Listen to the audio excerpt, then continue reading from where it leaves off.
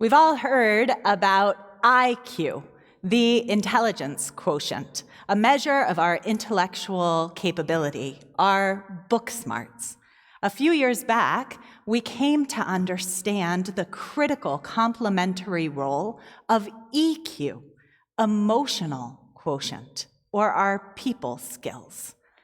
There's a new Q on the block, AQ, adaptability quotient, our ability to adapt to unanticipated changes in the landscape of our lives. And boy, do we all need a hefty helping of AQ right now. There's a long and lively tradition of debate as to how much of our IQ or EQ and now AQ can grow along any particular track. There's a school of thought that if given time and exposure, any of us can lift, for example, our IQ to any level. The only limit is access to opportunities to nurture our curiosity and challenge our minds to grow. This school of thought cites experiments like the London taxi driver study, which showed significant changes in brain development before and after a cab driver learns to navigate the challenging grid of London streets. In essence, in pre-Waze times, the task of figuring out how to most efficiently get from point A to point B at a given time of day turns out to be a workout of types which builds our intellectual muscles over time. And then there's the other school of thought that says that while it's true that we can stretch a bit here or there on our margins, our innate capacity remains the same. For example, with EQ, we can adopt habits to hack our innate people skills, but are those who learn still limited by some natural set point in their underlying charisma that other people can always see through? With AQ comes the same question. Is it something that you're born with, or is it something that you acquire? Nature or nurture? Blogger Miri Gindin shared that at the height of the pandemic, the house across the street from hers was filled with 3 kids under the age of 6, and a mother who didn't feel comfortable letting them play outdoors for fear that they would not be able to socially distance from the other children. For 12 weeks, Miri marveled as from the balcony of that 3rd-story home, a little girl named Sadie seemed totally unfazed by this enforced distance. Sadie would see the neighborhood children playing below in the street, and right from where she stood, she would come out and play. Sadie doesn't just play with the kids from 3 stories apart, Mary shared. She delights in playing with them. She is confident, bossing them about, making up strange new games for them to play, finding magical ways to connect from all the way up there. Sadie's enthusiastic and authentic AQ, adapting to her situation, is inspiring. But can her adaptability be taught? What about all the kids, and adults for that matter, who found themselves similarly stuck inside this past year, but their different AQ set point had them wondering why they even bothered to change out of their sweats for another day of online school or another interminable Zoom mating. While it may be that each of us comes set with a natural AQ set point, the good news is that actually the premise of AQ itself seems to belie the idea that we're stuck with what we've got, or that there's any sort of fixed supply. As Viktor Frankl taught, life requires of man spiritual elasticity so that he may temper his efforts to the chances that are offered. Or, as British humorist Tom Holt more cynically quipped, human beings can get used to virtually anything given plenty of time and no choice in the matter. The question, then, is not if, but how can we stretch our AQ? Fred Rogers, better known as the world's most empathetic neighbor, Mr. Rogers, famously shared that when he was a boy and he was frightened of the things that he saw in the news, his mother would guide him. She said, "Look for the helpers. You will always find the people who are helping."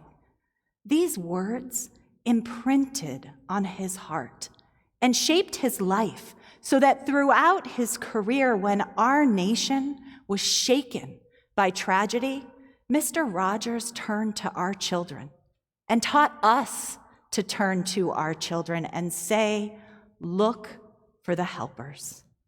He argued that if we could reshape our media to show not only catastrophe, but the rescue crews coming in to repair, we could shape the emotional resilience of a generation. He said simply, "If you look for the helpers, you will know that there is hope." PBS picked up some of his suggestions last year with its Meet the Helpers website, tackling coronavirus. It profiled doctors, teachers, 911 operators, even showed kids how they themselves can become helpers. They quote Mr. Rogers, "Anything that is human is mentionable, and anything that is mentionable can be manageable." When we can talk about our feelings, they become less overwhelming, less upsetting, and less scary. Which is not only good advice, but in some ways the core wisdom of the Jewish season that we're in right now. Last Shabbat, we retold the story of Amalek, who attacked our people, the weak and the old, viciously cutting them down as they walked on their path towards the promised land. This week, we laughed our way through the painful parable of Purim, and now it's onward towards Pesach, a ritual calendar summarized by the quip that there are two types of Jewish holidays. They tried to kill us, they failed, let's eat. And they tried to kill us, we lost, let's fast. Even tongue in cheek, it's easy to see how we got the stereotype of a people who look at the world through anxiety-colored glasses.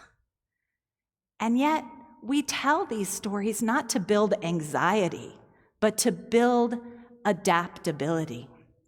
In a sense, with each verse we chant, with each story we read, we strengthen our pattern recognition and pull from our ancestors' abilities to face down hardship and horror. Amalek is not only Amalek. Pharaoh is not just Pharaoh. We recognize those who sought our harm throughout the generations in order to learn from them. Or, in the jargon of AQ, we become active unlearners, challenging and digging ever more deeply into what we think we know, so that we can uncover another layer. Author Mark Gerson, who wrote the upcoming book about Passover, The Telling, shared this adaptive attribute of our people as follows. We learn from everyone, even Pharaoh. In the first plagues, Pharaoh hardens his own heart. But then, in the final plagues, God hardened Pharaoh's heart. What might this mean? Generations of rabbinic discussion bring us not only a static read of what it might have meant to one people in one place at one time, but a profound teaching for us now. As Mark Gerson put it, if we do something over and over, it becomes a habit, and we actually can't change. Act, and then we become. Which works in both ways. Our habits can limit us, or they can build us up. He continued, if you want to become more generous, give a little bit more every day. And then you become a giver. Identify a characteristic that you wish you had and do it over and over again until you believe that. In this way, each and every single one of us can take hold of our ancient AQ toolkit to stretch and adapt the person we are into the person we want to be, no matter where we are. Which leads us back to the helpers. When Texas's power system collapsed in the cold and snow earlier this month, many homeowners were left not only without power, but with burst pipes and water damage. Digging out from the storm has meant for many extraordinary plumbing needs, but few plumbers to handle that level of demand. Into the breach came Andrew Mitchell and his wife, Keisha.